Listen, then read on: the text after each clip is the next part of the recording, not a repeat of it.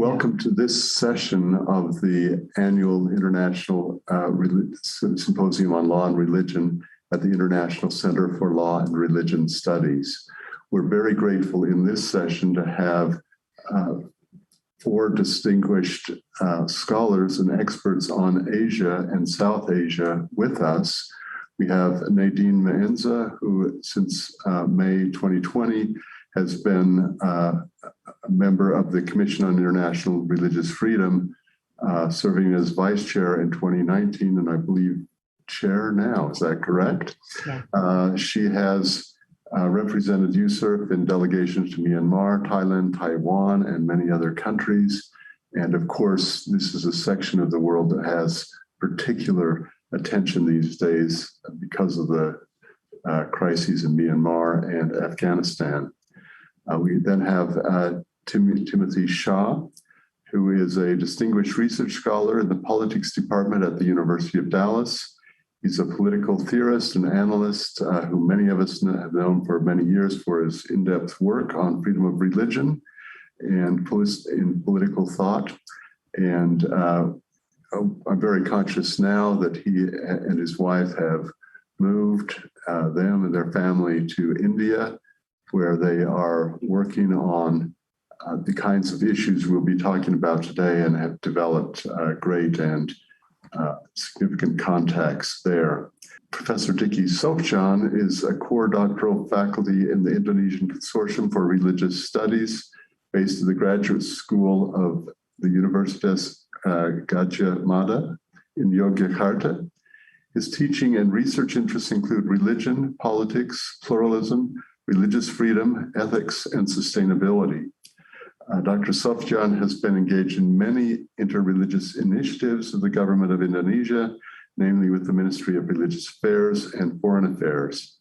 He has worked and collaborated with the European Union, the US State Department, Ford Foundation, Henry Luce Foundation, and I can tell you many of us aspire to work with him. So we're very honored to have him with us. And then finally, my good friend Eugene Yapp, who is a senior fellow with the Religious Freedom Institute of South and Southeast Asia, and is the director of the RFL Partnership, an organization for the promotion of religious freedom and interreligious harmony in Malaysia. And I know we've been working with him to wait for COVID to end to set up some interactions between Muslim and Christian groups in that country. He's a real leader in those kinds of issues. What we'll do is we'll start with brief statements from each of you. I'm thinking maybe we start with Nadine, giving us kind of an overview and perspective on the region. Then Tim, if you would take a few minutes talking about some of the work you're doing. And then we'll hear from Dicky and from Eugene. And then we'll have a few rounds of questions as time permits. So go ahead, Nadine.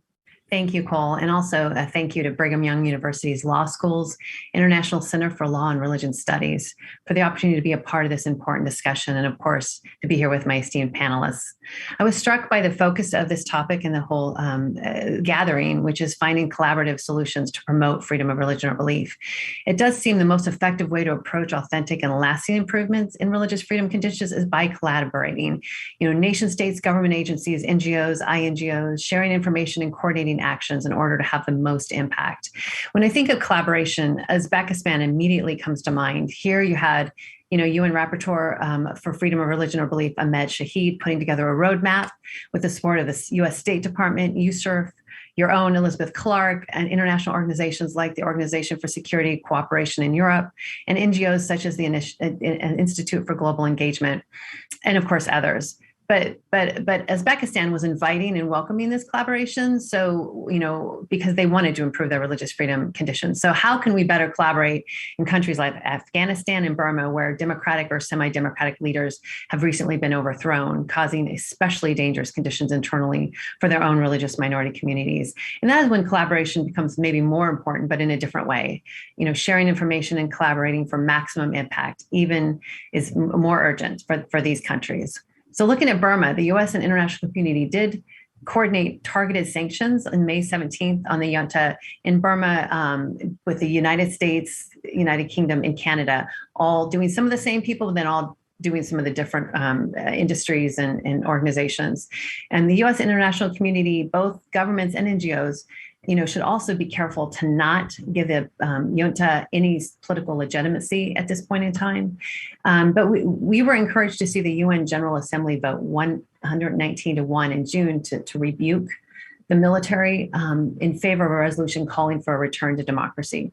So we have seen some collaboration in Burma, but we certainly need more in order to support the people there that want democracy. In Afghanistan, USCIRF has grave concerns regarding religious freedom conditions following the Taliban takeover.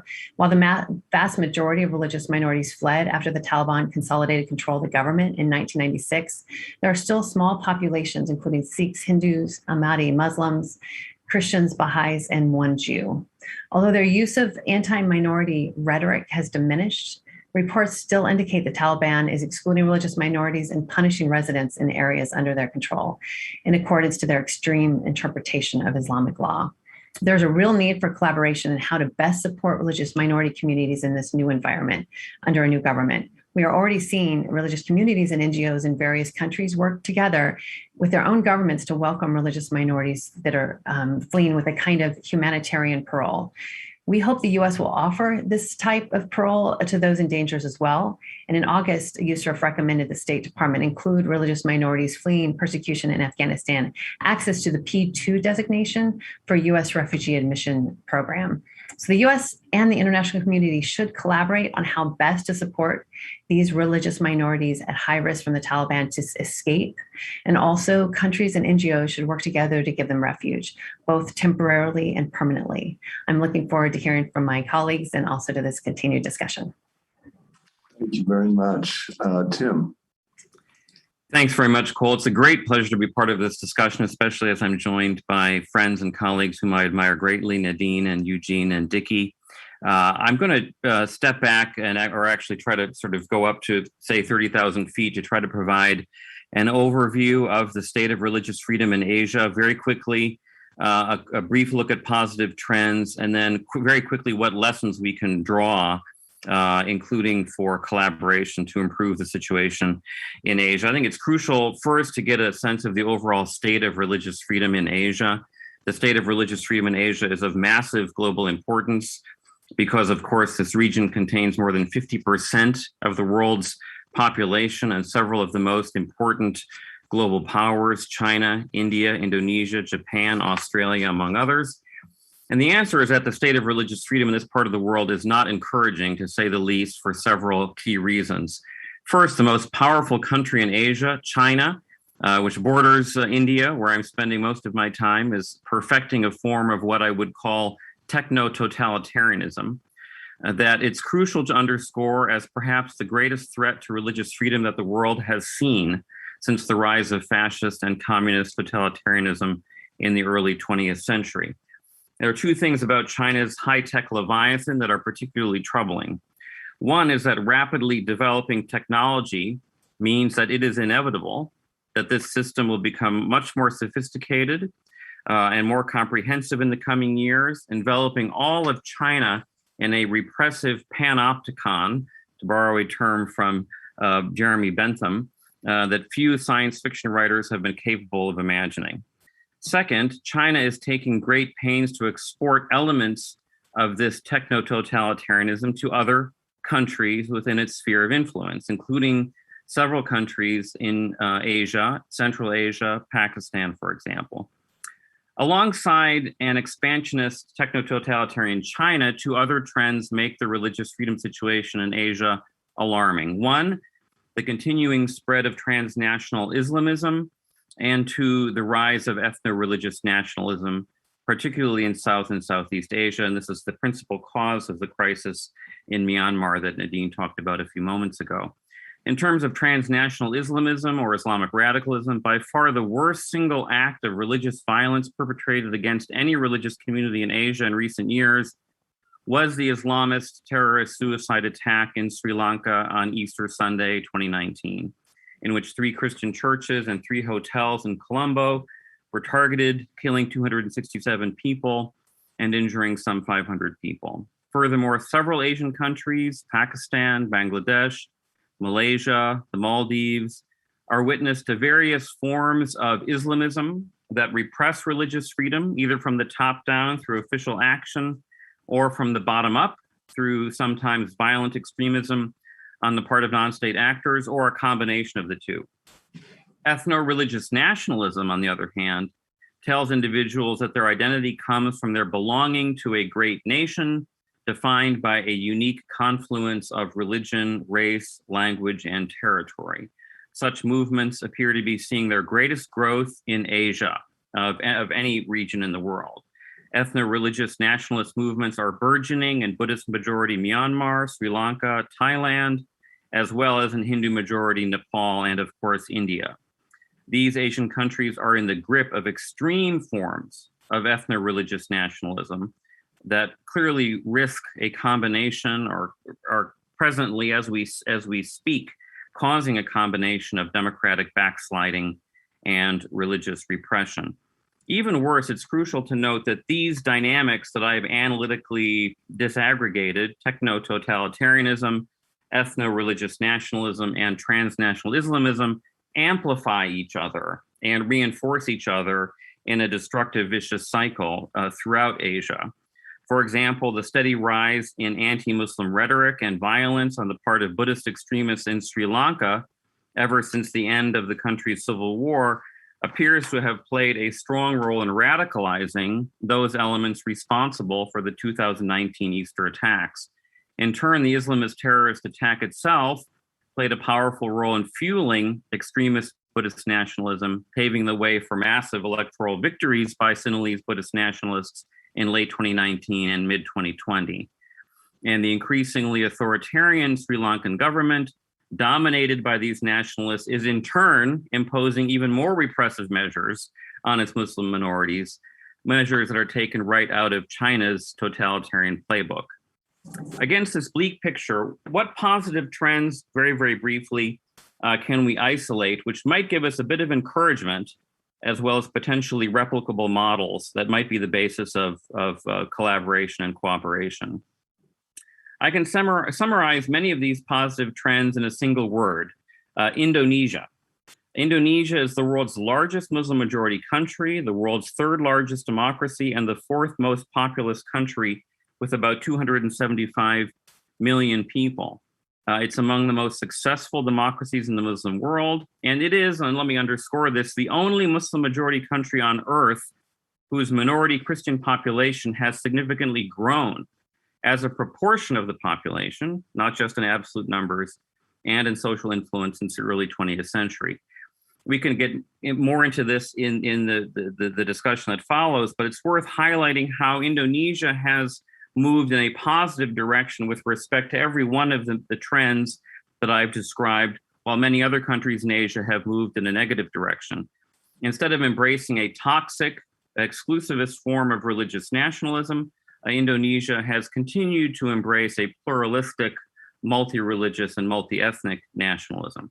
Instead of opting for a totalitarian regime that prompts the backsliding of democracy and religious repression, Indonesia has continued to exercise a robust form of electoral competition and constitutional democracy. And in the last few months, thanks in part to Indonesia's new Minister of Religious Affairs, Yakut Kolil Kumas, Indonesia is doubling down on its status as a tolerant and pluralist nation.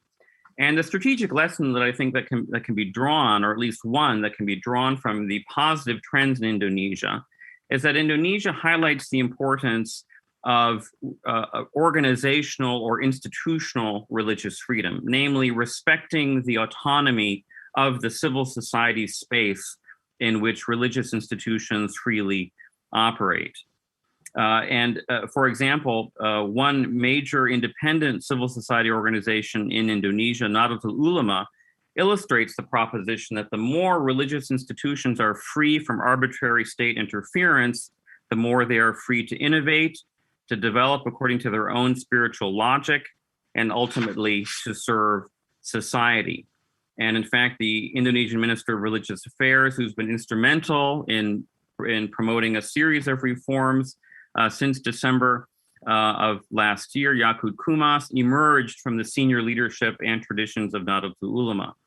A lesson is clear, I think. Religious freedom analysts and advocates should pay much more attention to the institutional dimensions of religious freedom, or the freedom of religious organizations such as Nahdlatul Ulama in Asia and around the world. I think religious freedom advocates tend to be preoccupied with the experience of individuals, prisoners of conscience and so forth, refugees.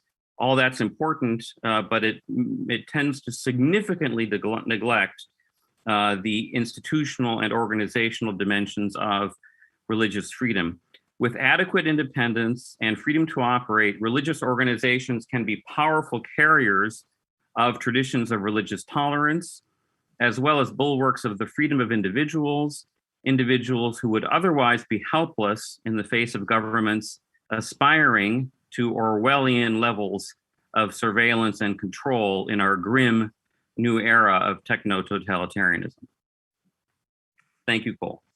Well, that's an interesting and dark picture, but it points its way toward Indonesia. And Dicky, I don't know if you want to pick up on that theme or proceed in some different way, but the floor is yours. Sure, yeah, thank you very much, Cole. I'm always happy to be involved in Brigham Young University activities. And I find this topic, as Nadine was saying, very strategic and important, finding collaborative solutions to promote freedom of religion or belief. Ever since the reform era at the turn of the century, in 1998, we have seen a lot of movements toward freedom of religion or belief. We've seen, at least 4 constitutional amendments post-reform, which has sort of underscored the importance of human rights and freedom of religion and belief. We also ratified the law on human rights and also ratified the International Covenant for Political and Civil and Political Rights. And then, of course, there are other sort of laws which were in place to sort of provide more space for civil society, more space for decentralization, regional autonomy, and more sort of open democratic citizenship. But of course, there are still problems that we confront both at the national level as well as at the provincial and local levels. We still have laws that are still in contradiction with the principles of human rights and freedom of religion or belief.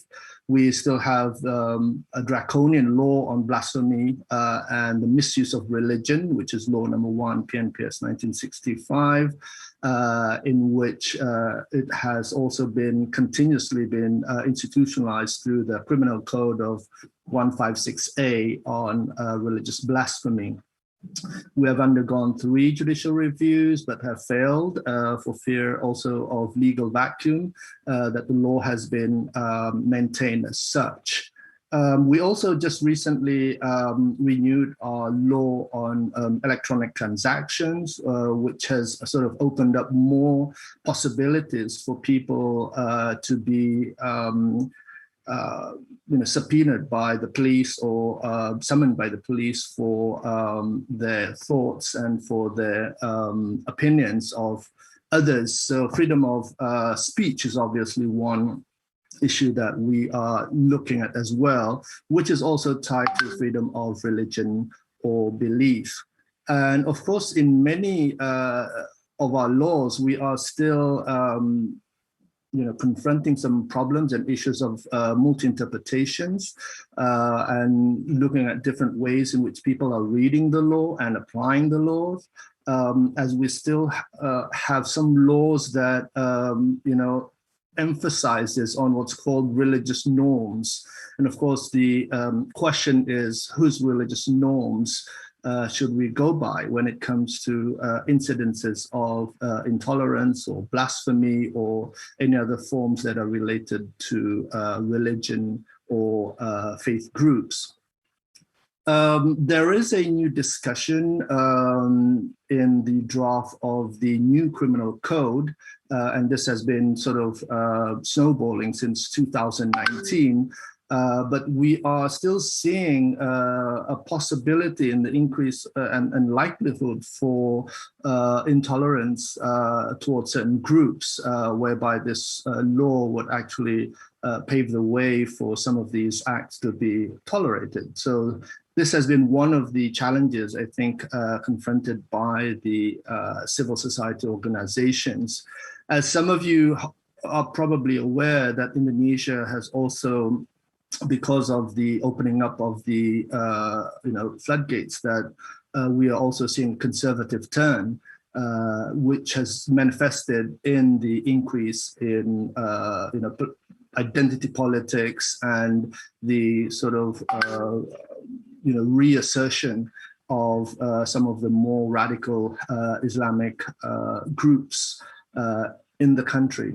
Of course, Tim earlier mentioned about the influence or the negative influence of the Islamic transnational movements. And of course, we are still seeing remnants and influences from the previous Al-Qaeda and also ISIS groups in various pockets of the country. In terms of the efforts by the government, we are seeing some efforts in the political field. The government, and in this case, the upper chamber, for instance, has promoted the 4 pillars, which essentially is trying to bring Indonesia to a much more egalitarian society and to make everyone equal before the law. But then on our part, we've also been engaging with the Ministry of Religious Affairs on the issue of religious literacy for religious extension officers. We have trained almost 1,000 religious extension officers in around 10 to 14 districts and mayoralties.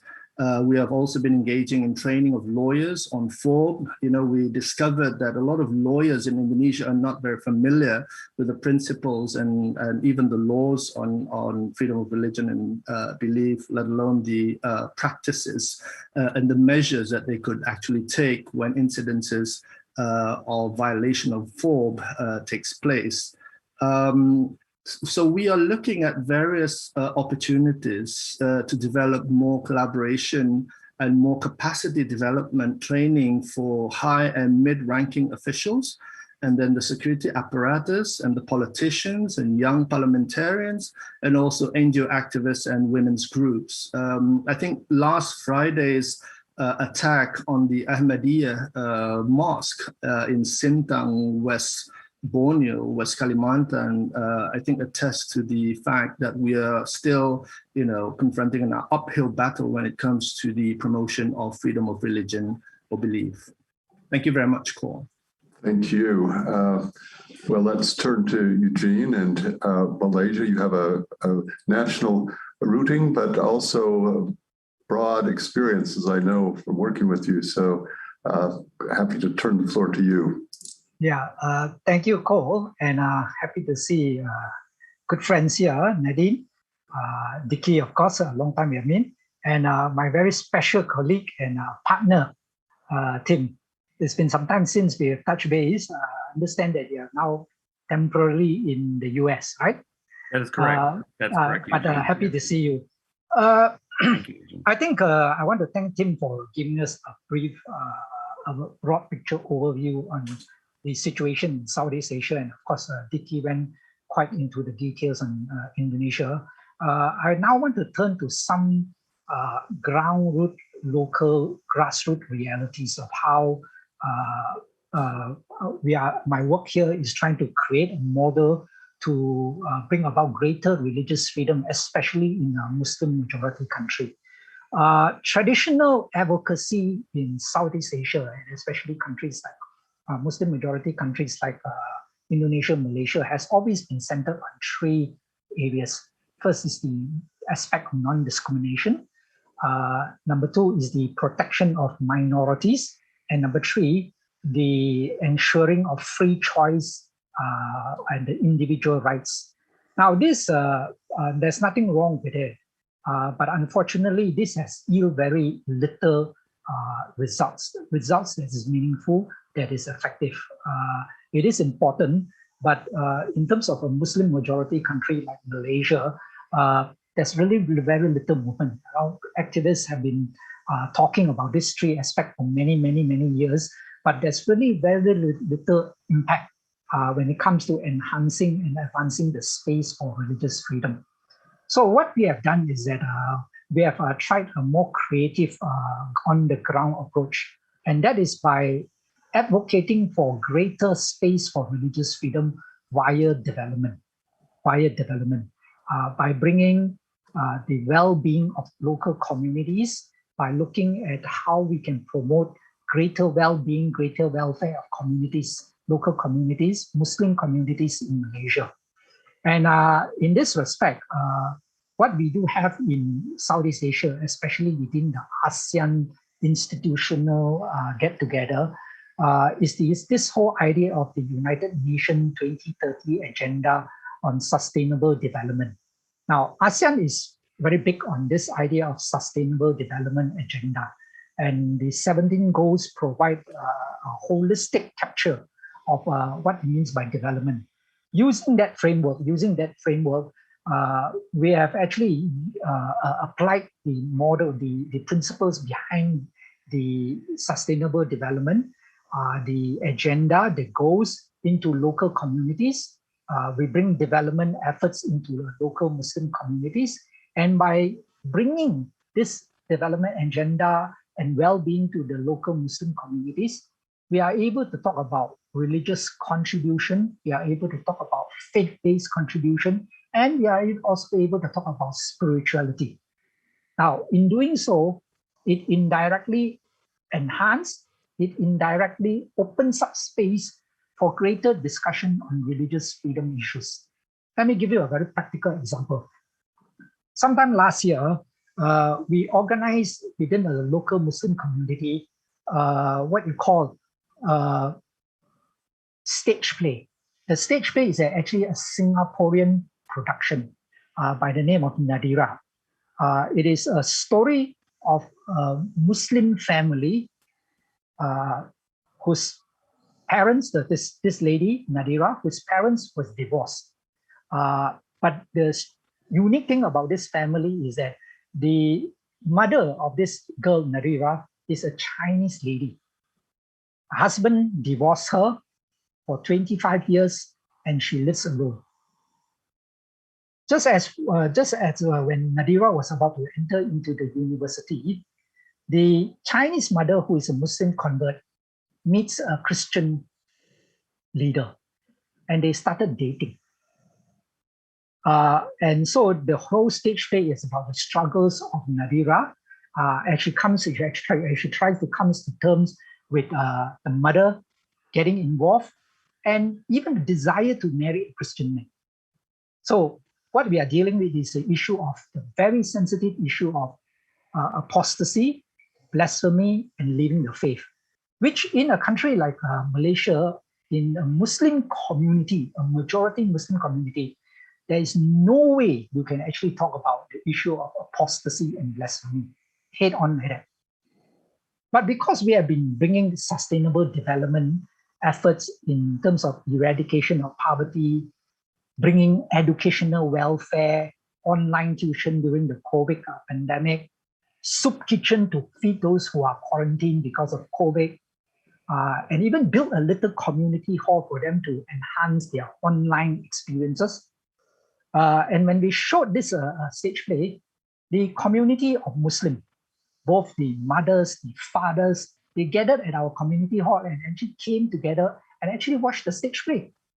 And after the stage play, after this whole play was concluded, I was the one that's moderating the session, asked a very simple question. What do you think about this play?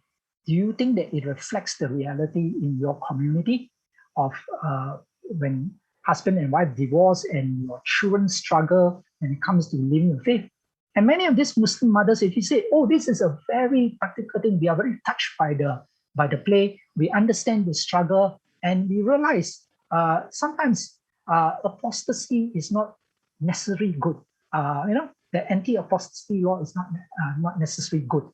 So this is just one example, a very practical example from my own conduct, my own experience of how using the whole agenda, the whole framework, and the whole ambit of sustainable development, bring it into the community for their well-being and welfare, will open up space for greater engagement in terms of religious freedom.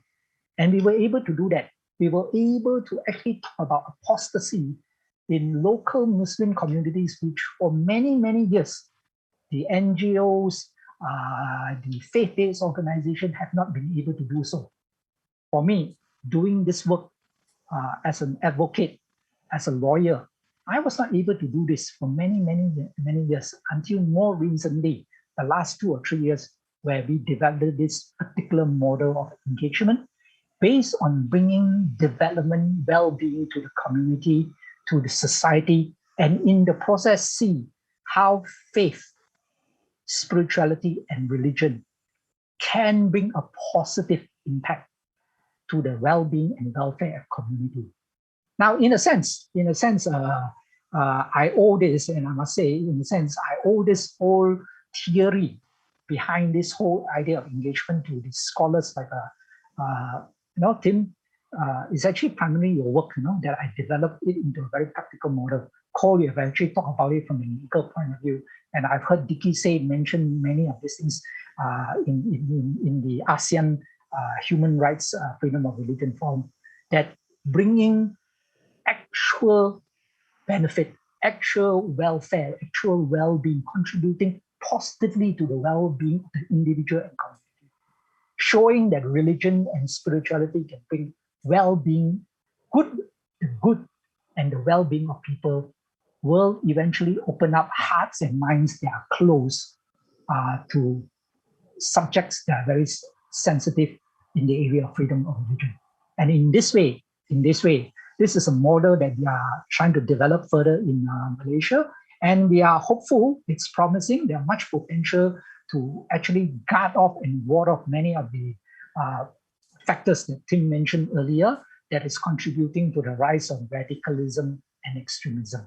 So happy to discuss more about it. But thank you once again, Cole, for this opportunity for me to share a very simple, practical working model that I hope that other states and other jurisdictions and if agencies can explore and take it up. Thank you.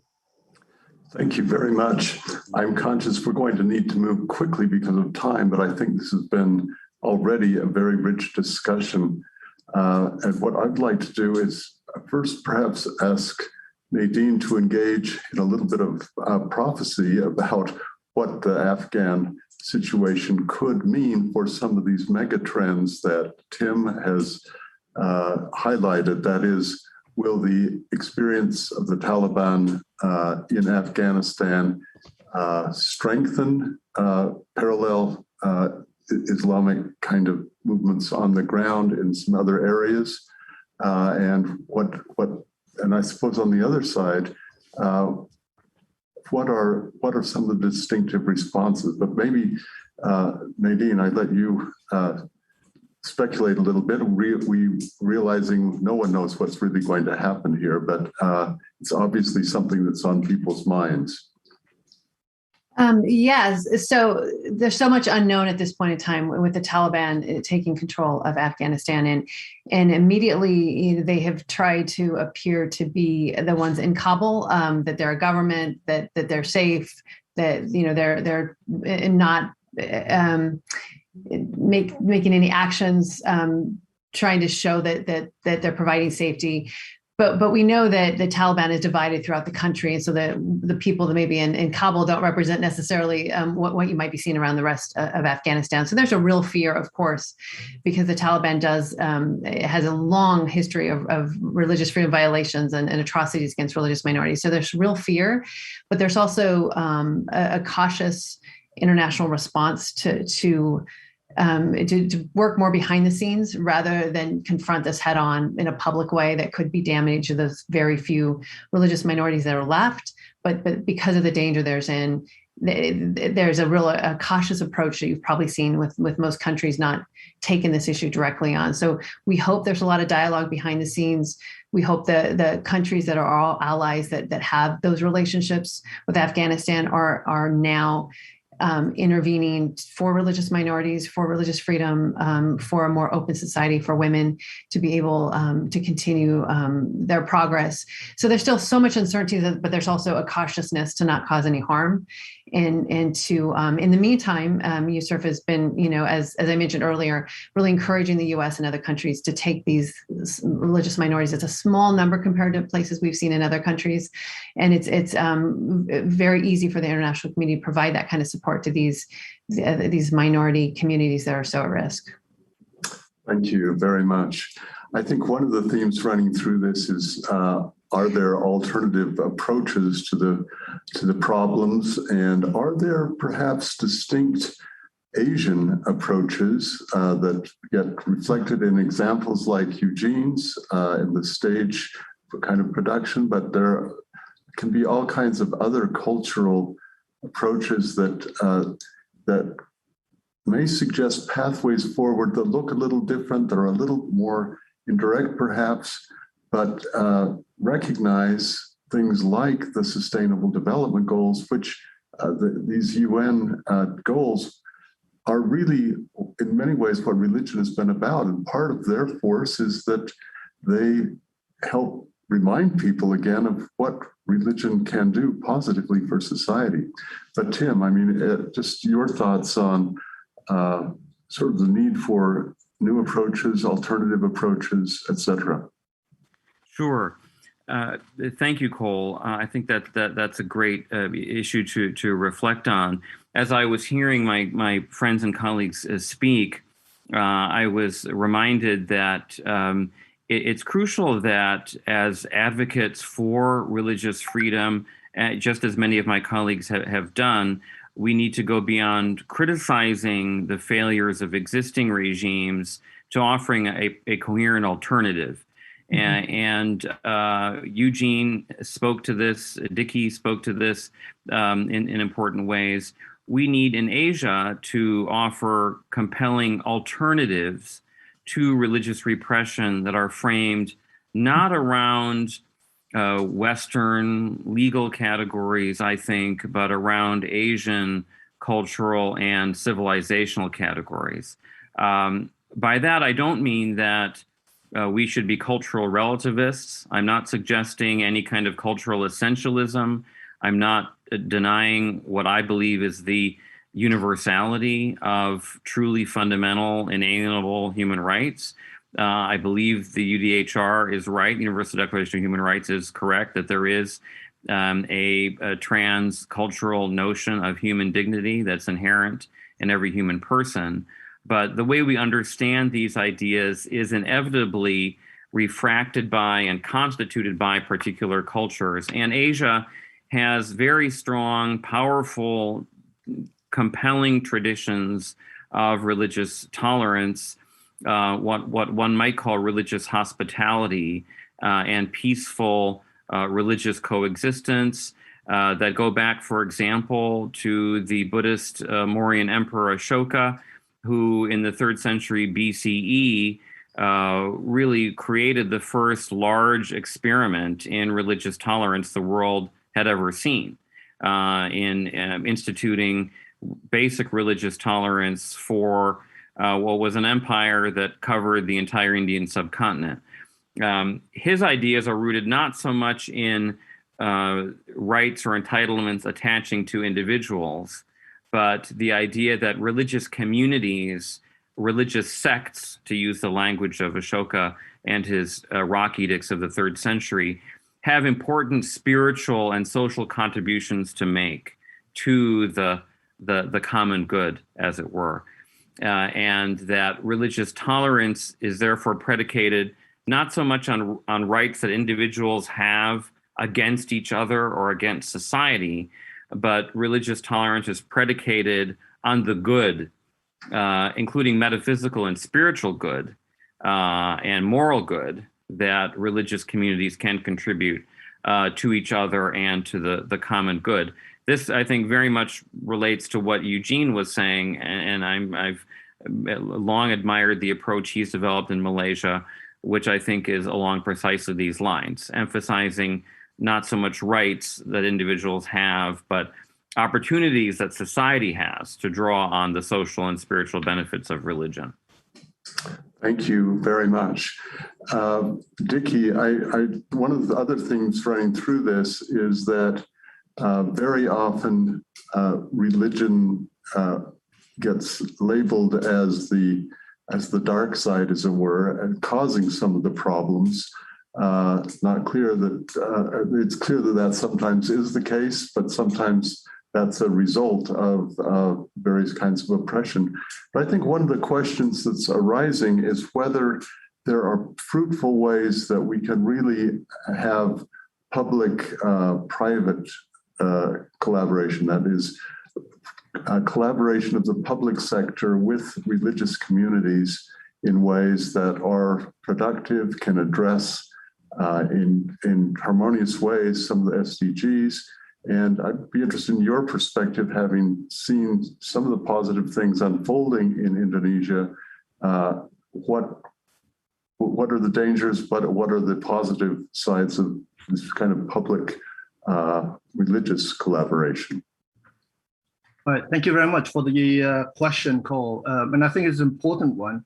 And I think if you look at Indonesia, we've seen a lot of collaboration between, the public and private sectors in terms of ensuring what we call religious harmony in Indonesia. I mean, we've got a whole sort of national program by the government which sponsors interfaith forums, as we call it, FKUBs, throughout all of the 34 provinces, and God knows how many districts we have right now, like maybe 550 something.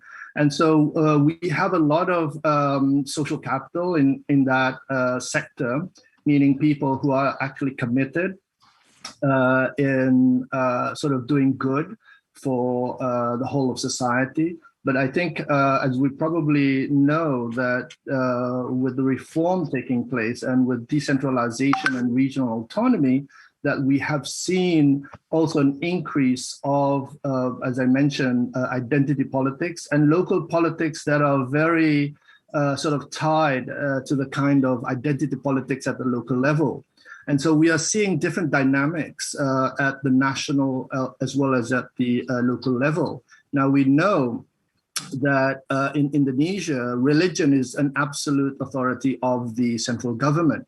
But yet, when it comes to the cases of intolerance and persecution and criminalization, we are seeing this across the board in some pockets of the localities. And so we need to really sort of think quite hard about how we could approach this, because when it comes to the laws, regulations, and policies, I mean, on the surface, it may seem quite appropriate and fitting, but oftentimes we see different kinds of interpretations and different kinds of practices, and how people sort of respond to the new laws and policies and what have you. But there are a lot of initiatives coming from society, coming especially from progressive religious organizations like what Tim had mentioned, the Nahdlatul Ulama, which is the largest traditional Islamic organization in Indonesia, if not the world. We have seen a lot of new discourses being sort of thrown out into the public and even socially marketed in different countries and regions of the world. I mean, this idea about Islam Wasatiyah, the idea about a moderate Islam. And, talking about Taliban and Pakistan, we, in fact, I personally have been engaged in some of these efforts and initiatives with the Pakistani religious authorities, as well as with the Afghani religious authorities, and as well as diplomats. I mean, we have even trained diplomats in Indonesia, Afghani diplomats, to learn about Pancasila, to learn about religious harmony and religious tolerance, pluralism, and whatnot. And so there's a lot of thinking going on. And I think the government has appreciated much of these inputs by the social religious organizations. And I'd just like to mention how, for instance, the Muhammadiyah, which is the second largest Islamic organization, has been thoroughly involved in the COVID-19 pandemic. I mean, they have spent at least $1 billion US, to help people who have been infected by COVID-19 and delivering vaccines, to the vast network of clinics and hospitals throughout the country. And so we do see a very positive role of some of the more sort of and mainstream Islamic organization, as well as the non-Islamic organizations. But again, we are still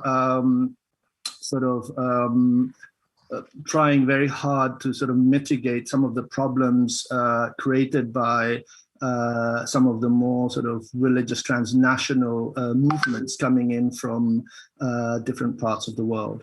Thank you. Well, we live in a complex time facing these issues. I know we're up against the end of the time. I'm getting some time signals off stage here, but I would like to give each of the panelists a chance to, if we say like a 30-second wish list of what things you would like to see happening, and maybe give Eugene 45 seconds because he didn't get the second question. But just you could talk, Eugene, about how about your own wish list for the future, or maybe better said, a recommendation list, and we can conclude this session with some forward motion. So, Eugene. Yeah, just quick one, just two. One is, I think, creative approach that we talk about, and Dicky just now underscored the importance of that with the Muhammadiyah. In Malaysia, we have this Buddhist group called Suci.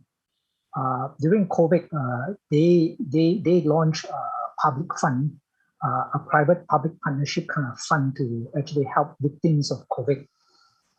And it just did not just confine to the Buddhists, but it was open to anyone. Can you imagine a Buddhist group doing this? And the Muslim groups, including the so-called more conservative, radical Muslim groups, actually gave their money to these Buddhist groups because they were doing a great job. So the Muslim groups, the conservative, more radical Muslim groups actually came on board with the Buddhists, and together they actually venture into an initiative to help victims of COVID. Now, I think the first thing is this, very quickly, more awareness, more intentional dialogue needs to happen in this kind of creative approach. And number two, once the awareness is built, we certainly could, we in Malaysia, and I'm speaking more from the context of Malaysia here personally, we could certainly avail from more mature NGOs, institutions, to have a strategic partnership with us to promote this kind, or to implement or execute this kind of what you call creative approach to enhance religious freedom. BYU could take the lead, or maybe Religion for Peace, or whoever else. Please come on board with us. Thank you. Working together, that's a great point. Tim, lightning round. Sure. Well, I had two wishes. One is that the traditionalist Muslim groups that are working creatively to strengthen Pancasila and religious tolerance in Indonesia gain greater strength. As Dicky rightly said, if I emphasize that the glass is half full in Indonesia, it's certainly true the glass is also half empty. And it's crucial that the reforms and progress that Indonesia have made since the reform period, Reformasi in the late 90s, it's crucial that those continue and grow stronger. So I certainly wish for that. Second, I wish that these movements in Indonesia, what one might call humanitarian Islam in Indonesia, would strengthen an alliance between humanitarian and pro-religious freedom groups across Asia from other religious traditions and civilizations, Hindus, Buddhists, Christians, and others, to form a united front in favor of religious freedom and tolerance, understood in a civilizationally appropriate way, and against the toxic, exclusive forms of identity politics and religious nationalism we're seeing in so much of Asia. So what I thought I'd do is maybe Dicky, let you speak next and give Nadine the final word. Yeah, thanks. I'd like to see two things happening. One is a much more sort of robust program on religious literacy. I can see that a lot of Islamophobia, anti-Semitism, and hate speeches and all are actually originating from religious illiteracy. I mean, I'm seeing this in Southeast Asia, in Indonesia, in Europe, and to a certain extent also in the US. And so from what we have gathered and from what we have done for the past 3 years with the Minister of Religious Affairs is that we are seeing a lot of new realization on the part of people who have actually come to a program and done a program, because there is that realization. And also the sort of spillover effect in terms of the influence on the Minister of Religious Affairs, because all this time they've been working mostly in silos. I mean, only the, although they have director generals, for the Muslim community, for the Catholic community, for the Christian, Hindus, Buddhists, and Confucianists, but they've all been working in silos. But with this religious literacy program, we have actually gotten them to come together and to talk about real issues and problems facing the religious community as a whole. So I'd really love to see much more of that happening. I mean, we have at least 115,000 religious extension officers across the vast archipelago, and we were only able to touch upon 1,000 of them in 10 districts or 14 districts in Indonesia. The second thing is there needs to be much more awareness building and capacity development, especially for the main actors who are at the forefront. And I would list the government officers, both the high-ranking and also the mid-ranking officers to the sort of echelon 3 level, but also politicians and young parliamentarians, and also lawyers. I think if we can get these groups of people to be much more exposed to the sort of principles and the norms and the practices of freedom of religion and belief, I think we would really be able to make a difference. Thank you very much. Nadine. Well, first for Burma, I think in order to end impunity for mass atrocity crimes, we really do need the United States to call these crimes against the Rohingya genocide. And that hasn't happened yet, so that definitively needs to be made. And I think in addition to that, the U.S. and the international community needs to provide support to the legal cases against Burma, including the Gambia's case and the International Court of Justice and the ICC investigation. In terms of Afghanistan, I think that, as I mentioned before about supporting those who are fleeing the country, and also, any interaction in a future Afghanistan government should include religious freedom benchmarks. And as Dicky had mentioned, the best way forward is probably not a direct dialogue from the United States, but those civil society communities that have those relationships that can come alongside and try to improve the conditions for religious minorities. So it's important that the international community look at all the collaborative opportunities we have there to try to push for positive change. And I think another one overall would be that international organizations like the Association of Southeast Asian Nations, their Intergovernmental Commission on Human Rights, include religious freedom. We see more of the religious freedom in these international organizations. Well, thanks to each of you for your rich contributions to this session and for your contributions also and recommendations in this final lightning round. We've all often heard that people talk about the 21st century as the Asian century. We can see that there are problems that are acute, that there are ways forward that are being envisioned, and we thank each of you for the roles you play in the region. Thank you very much.